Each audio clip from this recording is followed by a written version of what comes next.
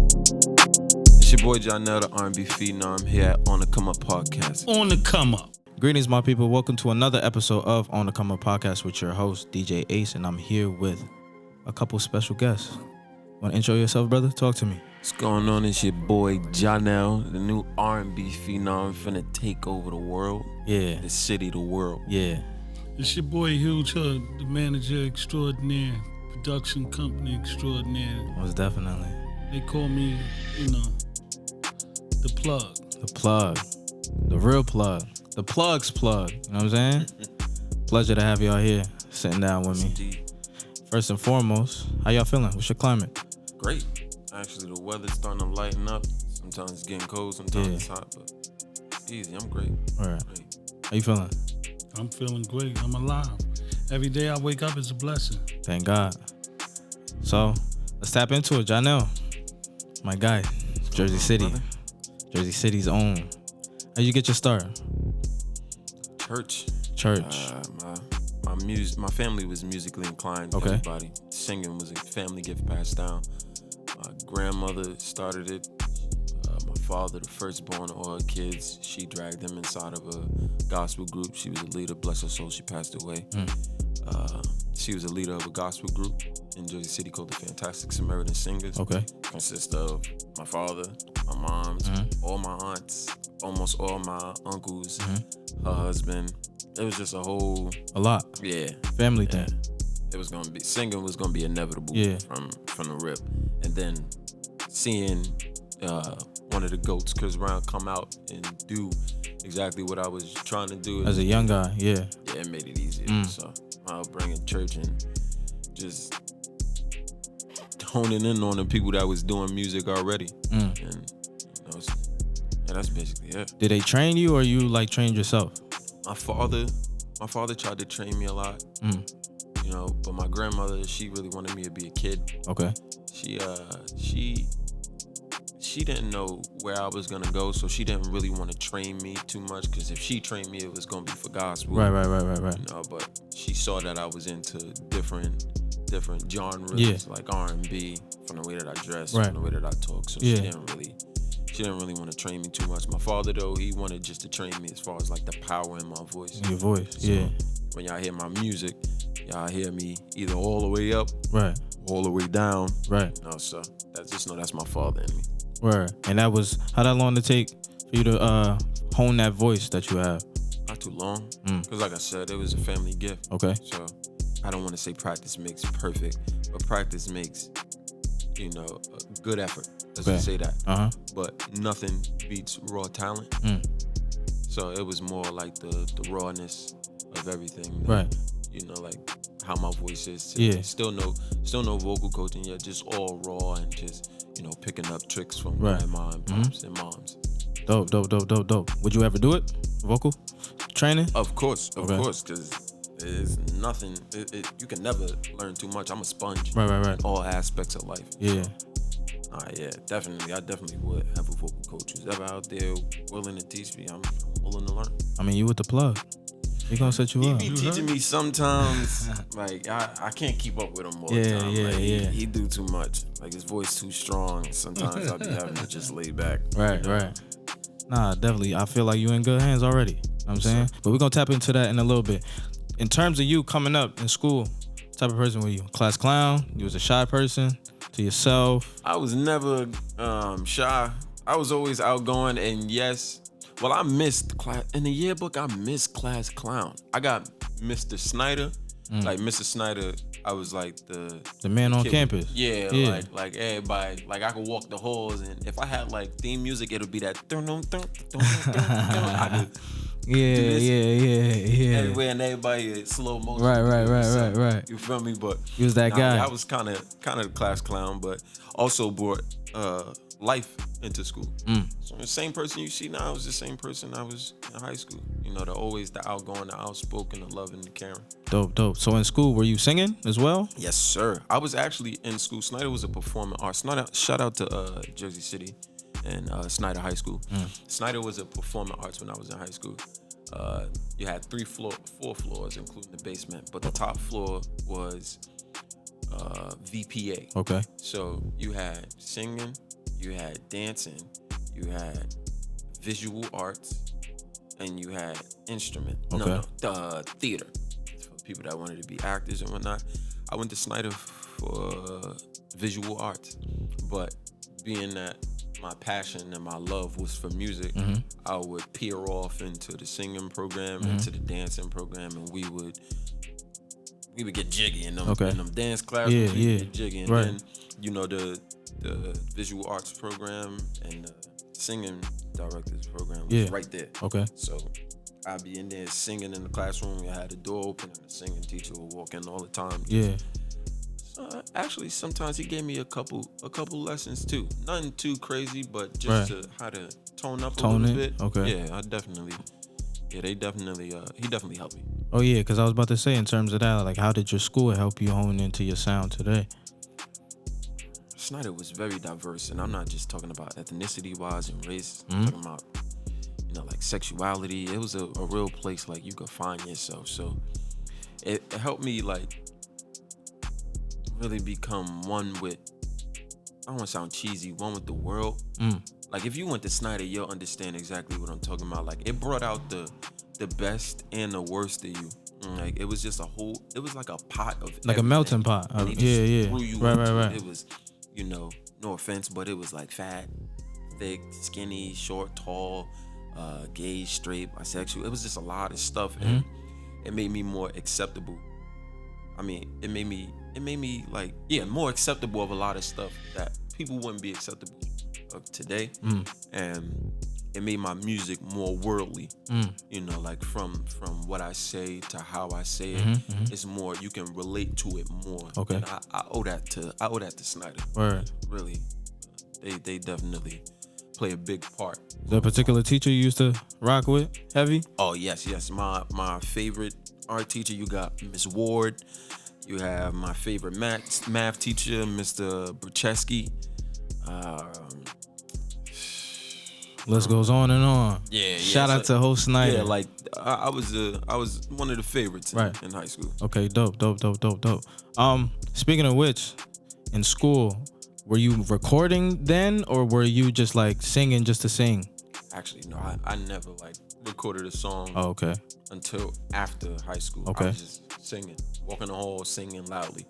I said I didn't know how to record. Okay. I didn't know what recording entitled, none of that. So what was the first time you made a record? And what was that song? 2016. I recorded 3 songs. My first song was My Best Friend, featuring he went by the name of 40 Cal, but now he goes by the name of Mr. Cashed Out. Shout out to my boy Cashed Out. And speaking of shout outs, I want to give a shout out to my team.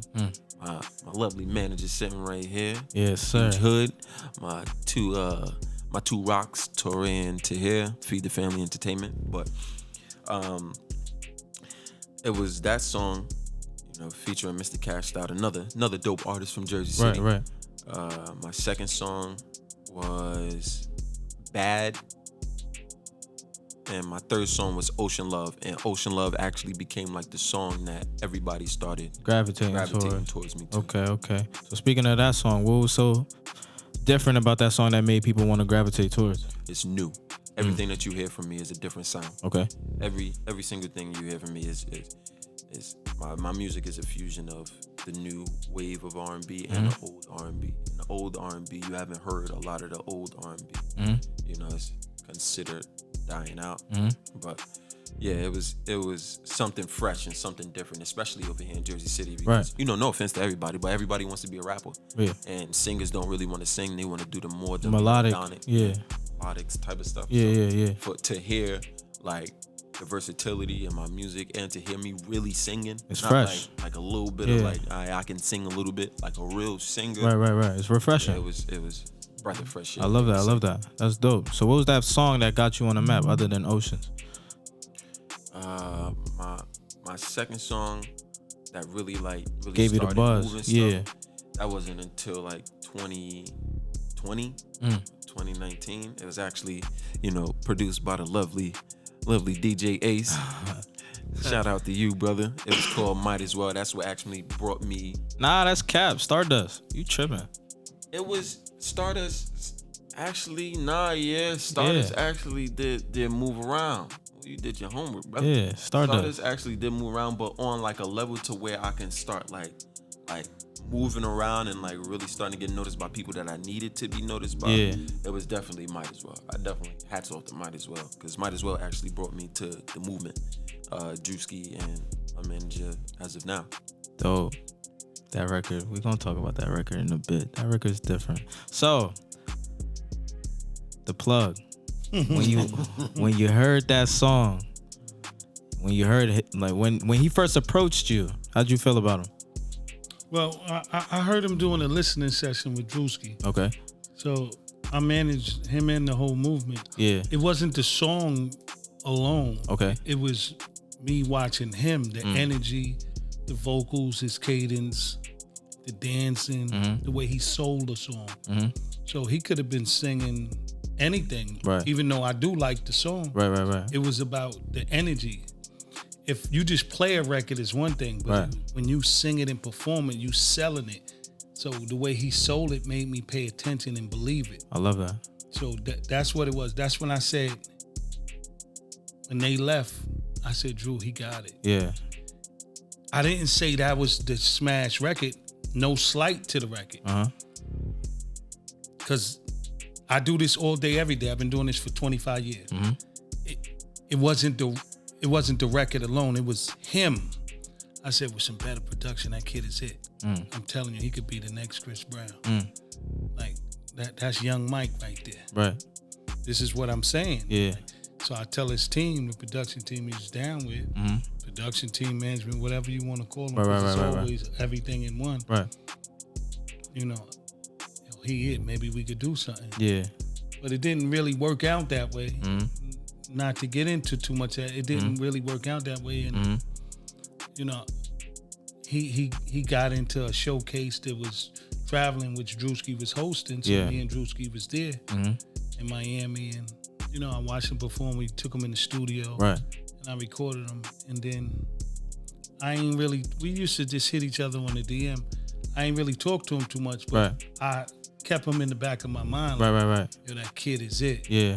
And I know with somebody like my help, what it could be, because I know what it takes to win. To win.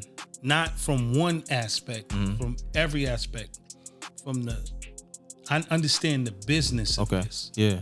I understand the promotion side, the marketing side, what it takes to go in the studio and make the records. And the only thing I felt like he missed, because he had dope records, but I just felt like the production was cool. Okay.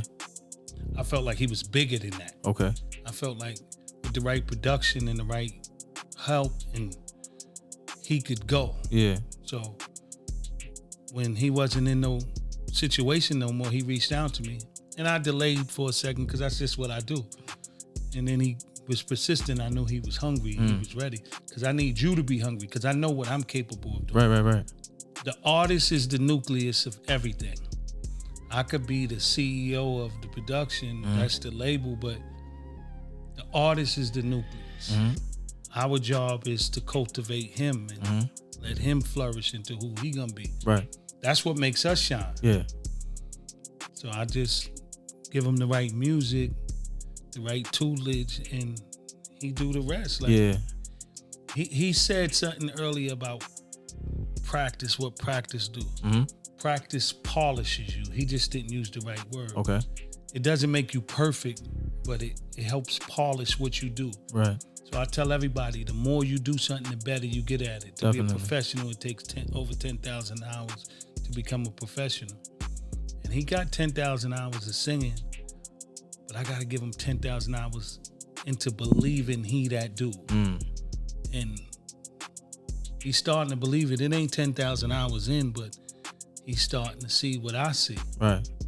And soon the whole world gonna see. Yeah, I was just gonna ask that. What is so important about giving any artist that you're working with that foundation that they can't? Because I was talking to the previous interview, and he was saying that he was a little skeptical. He was a little, down on himself. So what's that importance of having the foundation?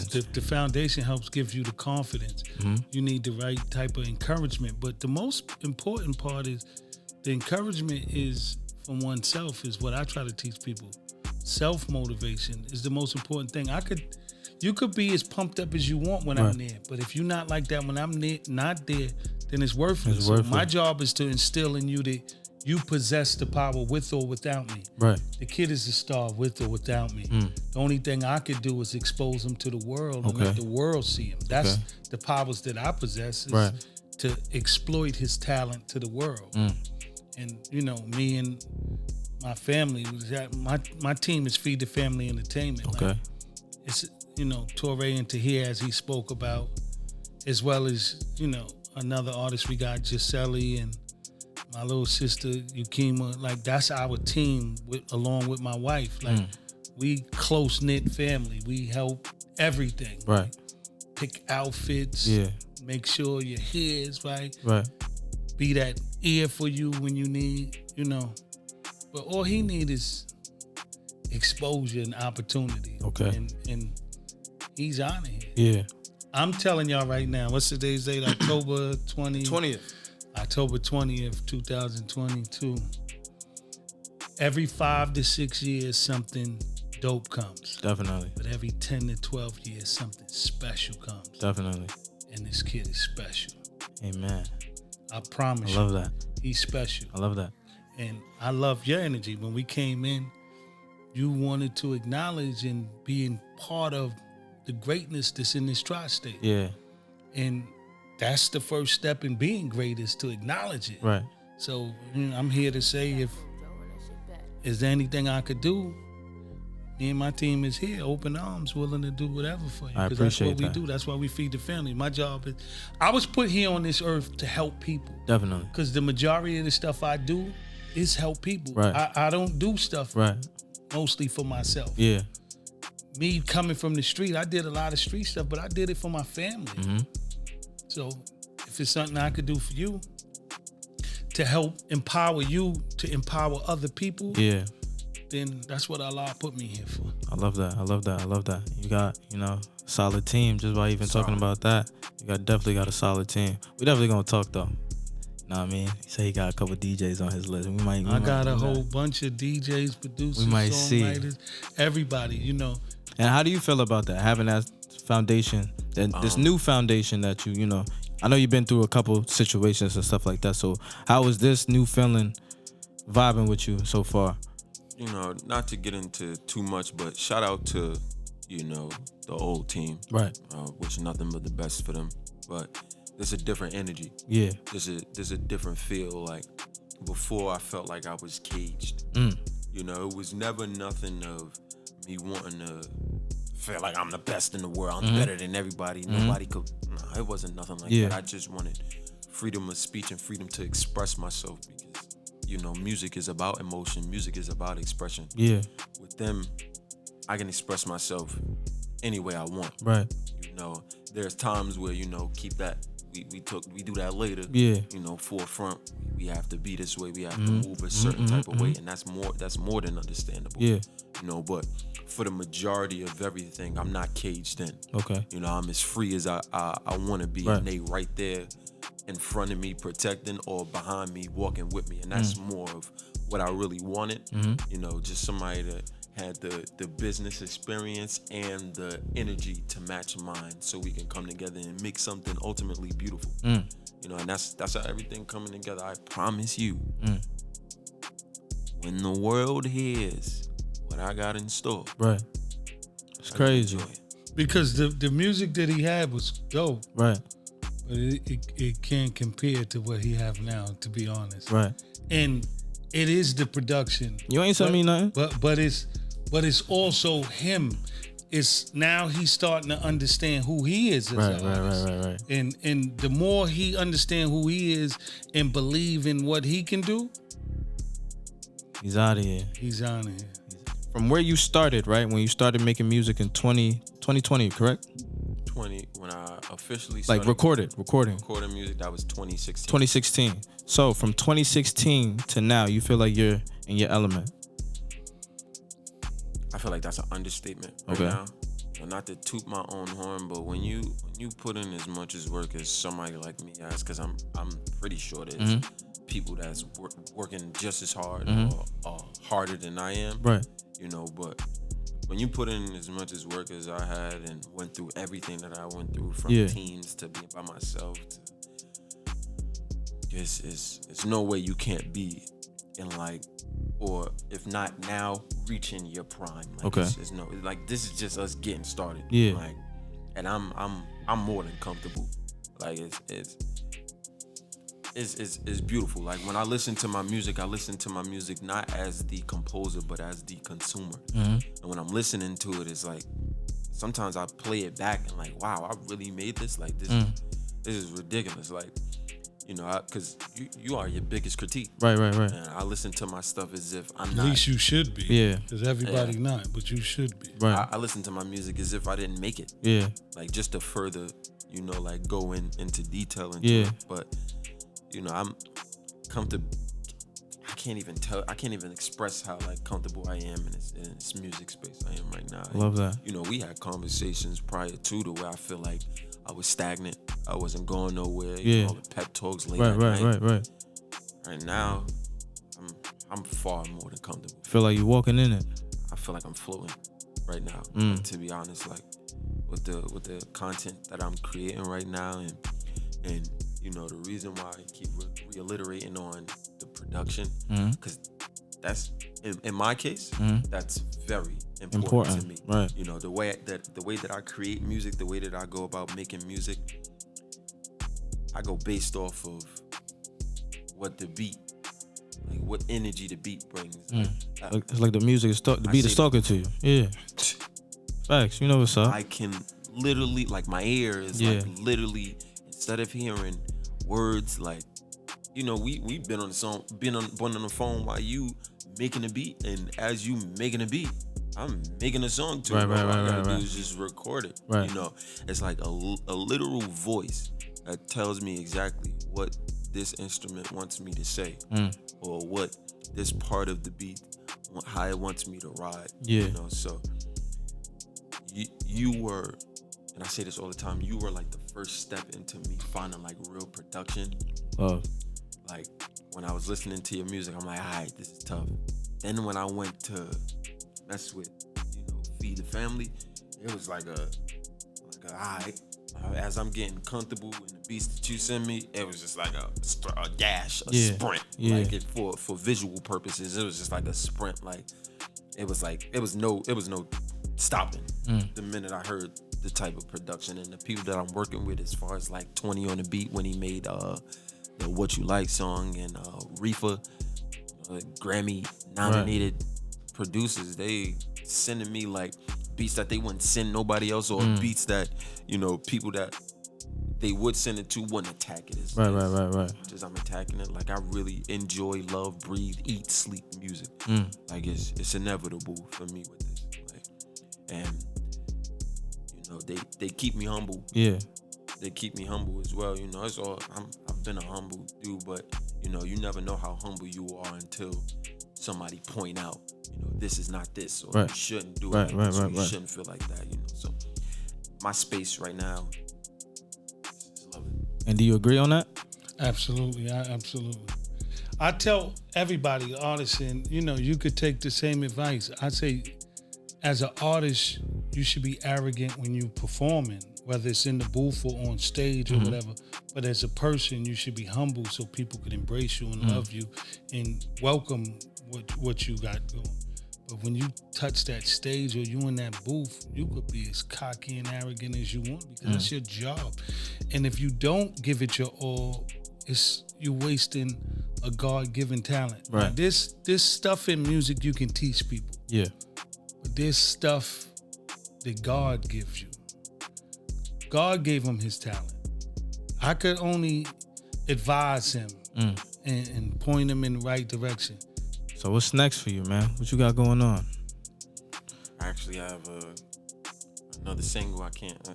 Yeah, you could talk about this. Oh, all right. No, because you wildin' right now. First of all, I got this new single called Set It Off. Oh, my God. You might should give him a little sample of it. Yo, Give him a little. You all right with that? Give him a little bit of it. Go ahead. Because you gotta hear how I'm coming on it. First of all, come on some real player shit. Because I start off like a true player. Ooh, when I step on the scene, it ain't a scuff on my sneak suit, baby. And if niggas get in between, I confess like we switching the scenes. I might cut you, babe. Time to set it off. Yeah, yeah. Let everything go down tonight. It's time to set it off. Yeah, yeah. They brought the king out down to ride. I let go. Baby, if you follow my lead, I won't stray your fool again. Ready, set, go. Please don't talk to me if you can't mesh with the kind of demands. I ain't sorry at all. I can't play that part. Won't play it at all. We could play our song. I can't afford to fall. Can't stare into the review. I played a fool on purpose. Word. Listen, man, when I tell you this music is about to be insane. It's time to set it off. I'm telling you, bro, this music is about to come in full effect. Now, that's just to show you his vocals. Yeah. When you hear the song put together, the type of production, old school hip hop beat, Right. turned into an R&B smash. Yeah. Because you know I make anything Like, R&B, bro. Like, I'm telling you, when you hear the way this beat hitting, knocking, if a person don't like it, they don't really like music. Because Right. it's hip hop as much as it is R&B. Yeah. Because it's R&B because the way he's singing. Talking on it, yeah. And it's pure hip hop from the music. Yeah. And then with it meshed together, it's just Crazy. something special. You remember how I kept telling you, like, people feel like I really ain't find like The sound, space yet? yeah. You need a I've come sound. to the conclusion that I'm making my own sound. Of course. And with every piece of production you give me, is just like, where do we place this? Like, Right. We automatically place it in R&B because I'm Talking like soulfully that. singing Yeah. on a beat. But where can you put it? Like, you can sit it on top with the pop records, and it'll go with pop. You can sit it on the hip hop. Because most of his, like, hip-hop. we make an R&B record, we make a pop record, and then we make a record that we got to try to figure out where Where to put it? Yeah. Where is it classed And at? Like, those records are the ones that blow. That blow people's mind when they hear it. Bro. I'm telling you, when the world is tuned in, I'm gonna grab them and they not gonna leave. I was in the studio last night. I was in 3 different studio sessions, right? When I played some of his music,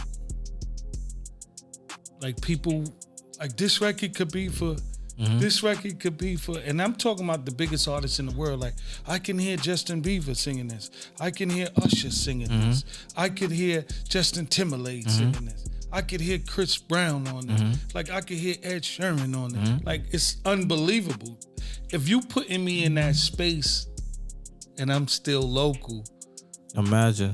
just imagine. Yeah. Trust me, I believe in you. From the first day we met, at that showcase that we was doing, definitely tapped in, and then we've been locked in ever since. So you know how we coming. Couple artists that you want to work with. Name them. From the underground to the top. Who's a couple people that's on your radar right now? I'm really a guy that really keys to myself, because I'm a big energy dude. Okay. And like I'm a firm believer in, like, energy is transferable. Yeah.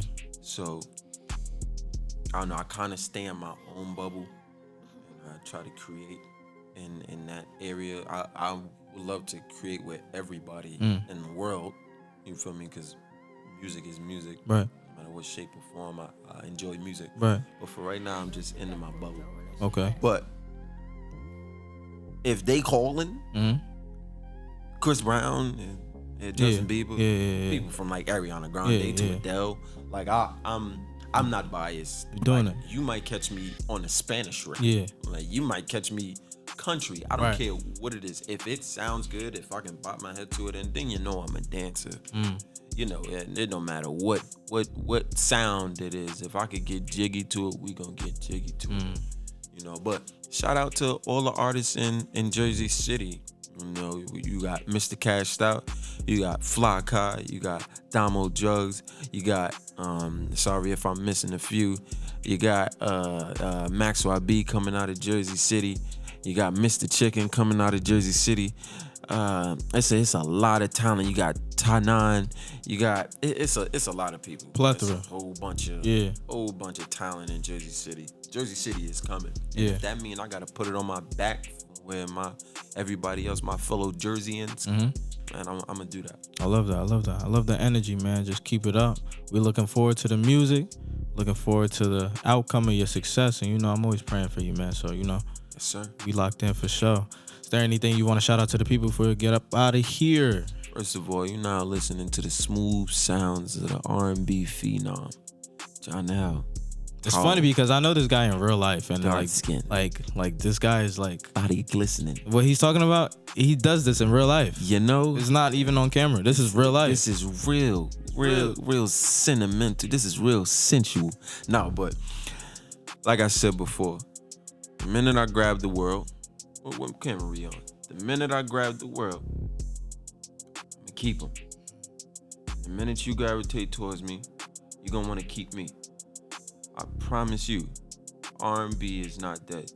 It's sitting in this chair, sitting next to Huge Hood at 6 feet, 158 pounds, dark skin, tattoos. I could go on and on about how I'm the sexiest man alive, but that's not what we're here for. But if you want to title me that, you could do that. You could do that early in advance. 6'1", 2.25", But I'm definitely here and I'm here to stay. And I just want to thank you for allowing me to come and express myself on this platform. I'm thankful for you and your team. And best believe we're going to be working more hand in hand. Oh, yeah, for sure. Love. We locked in for sure. You believe in your artists? I wouldn't be here. I'm tired right now. I would be home. Yeah. I live 55 minutes away from him, and your show is 45 minutes away from him. Right. That's not counting the traffic. Right. Yeah. That's just the distance. Yeah. I'm talking to him every day, all type of times of night. When I go out, it's about him. So outside of me taking care of my family business, it's about him. I have at least 100 conversations, no exaggeration, a day about him. I'm putting together, I'm executive producing with my two sons, DREWSKI's next album. And Jinell's being modest, he's on the song with Fetty Wap, who's one of the biggest Jersey artists ever. Right. And he's holding his own. Yeah. It ain't no slight to nobody. He can do it with the best of whoever. So when we go get J. Cole, which we playing, when we go get Fab and all them, which we playing, because he don't want to say, I could say it. I could talk that shit. We go get them for these records. He gonna handle it. Like, he heard a conversation that I had today with Mano. I could say it. I'm the dude who started Uncle Murder. I'm the dude who started Mano. I'm the dude who started the R&B singer Razor. I'm that guy. I'm the dude who worked closely with Bun B from UGK for 25 years. I managed K Slay, God bless his soul. I've managed the best of them. Right. And I recognize talent. This kid is it. Yo, man. Remember me when you get up there, up on the mountain. And I recognize you for having them. Nah, yeah. So, we getting ready to help you grow too, because we're going to help your platform grow, because, you was blessed with the knowledge to know that everybody needs help, and you doing something that you don't have to do. Right. You giving people a platform to showcase their ability. Right. You don't really gain much from that. Right. You just gain blessings, which is the most. It's more than money. Because if they think people that's doing these podcasts is 95% of them don't make money. Right. Maybe if you're successful after 5-6 years of it, then you start to get endorsements and stuff and you make money, but you deserve it then. Mm-hmm. But just putting forth the effort now, taking your time away from your loved ones to showcase other people is a blessing in itself. So if there's sincerely, like I told you, off the camera, telling you on the camera, if it's anything that I could do, I'm here to do it. I could welcome you to the Feed the Family movement. I'm here. We're gonna talk. Not saying. Nah, but I definitely appreciate y'all time. And I love that, and I'm gonna hold you to that. Absolutely, you should. Yes, sir. And once again, just shout out your social medias for the people. I'm Jinell. Actually, I'm just Jinell. You about to say Jinell official? Yeah. Jinell. Find me at JINELL everywhere. I'll be the first person to pop out. That's how unique I am. I'm here. Big force. I'm Feed the Family Entertainment. Everything spelled out. If you want to feed your family, you join my entertainment. That's what I'm about. We definitely got to do something that ties into that. You do it like Thanksgiving drives and stuff like that? Yeah, we putting together something for Drew. We gonna do Elizabeth, where he from. Okay. And I want to do something. Jersey City, let's do it, bro. We could do something for Jersey City, where y'all from. Yeah. And then we got to go to Brooklyn. Y'all safe with me. All right. I'm gonna take y'all to Brooklyn, to Bedford-Stuyvesant, because we the livest one. All right. And we gonna save most of the turkeys for Brooklyn. Yeah. And we want to do a Christmas toy drive where, my family been doing it for 20 some odd years, since one of my sisters, bless her soul, she passed away from breast cancer. She was in downstate, and we go give toys away around Christmas time. Right. To all the kids in the hospital who's so unfortunate that they in the hospital. It ain't even just about not your family not being well off. It's you being sick, and you could be handicapped or whatever. And I'm doing this Thanksgiving and Christmas stuff, and I don't believe in these things. I don't believe in Thanksgiving or Christmas, but I'm not here to knock the people who do believe in it. So if I could provide some happiness to their life, why not? I'm here to do that. And like you say, you'll be blessed. Comes back sevenfold. Nah, most definitely. So anybody who listen to this podcast, if y'all want to donate something, y'all get at me, Feed the Family Entertainment, and y'all can make some donations, whether it's toys, some turkeys. I don't need your cash. I just need y'all effort. I need y'all hearts to give back to the people. Like he said, tap in, Feed the Family Entertainment. If you can't get to him, just reach us at OTCU Pod, and we're just gonna connect it. Absolutely, because he now, I just linked him in. He's a part of Feed the Family Entertainment. Love. It's all love, and if y'all get on the line, I'll come see y'all. Most definitely. Like I said, appreciate y'all time. Pleasure having you guys. Once again, this is On the Come Up Podcast. Make sure you follow me at DJ Ace201. Make sure you follow the director at Masaili-God. Like, comment, subscribe, hit the thumbnail notifications to get in tune with us, so every time that we drop, you're the first person to see it. And this has been On the Come Up. Thank you. Love.